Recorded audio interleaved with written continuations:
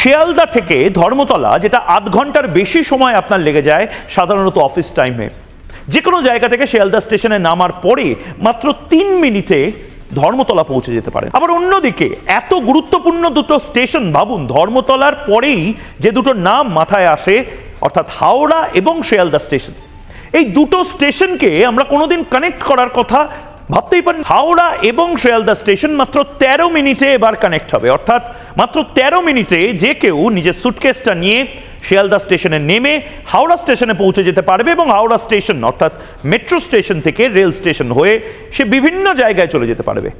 অর্থাৎ শিয়ালদা থেকে দার্জিলিংয়ে যাওয়ার ট্রেন ধরতে গেলে হাওড়ার মানুষ এখন স্ট্রেট মেট্রো করে হাওড়া স্টেশন থেকে শিয়ালদা স্টেশনে চলে আসতে পারবেন।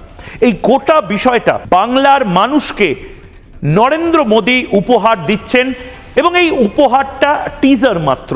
ডাবল ইঞ্জিন সরকার যদি হয় তাহলে এরকম উপহারই নরেন্দ্র মোদীর কথায় প্রতি মাসে মাসে হবে। আমরাও তো চাই সেমিকন্ডাক্টর প্লান্ট হোক, আমরাও চাই বেলপাহাড়িতে আইটি সেক্টর হোক, আমরাও চাই পুরুলিয়াতে টেসলার গাড়ি কারখানা হোক, আমরা চাই শিলিগুড়িতে ব্রাহ্মস মিসাইলের ফ্যাক্টরি তৈরি হোক, আমরা চাই 8 লেনের হাইওয়ে, 10 লেনের রাস্তা, 12খানা IIM, IIT, সমস্ত কিছু, সব কিছু হবে ডাবল ইঞ্জিন সরকার এলে।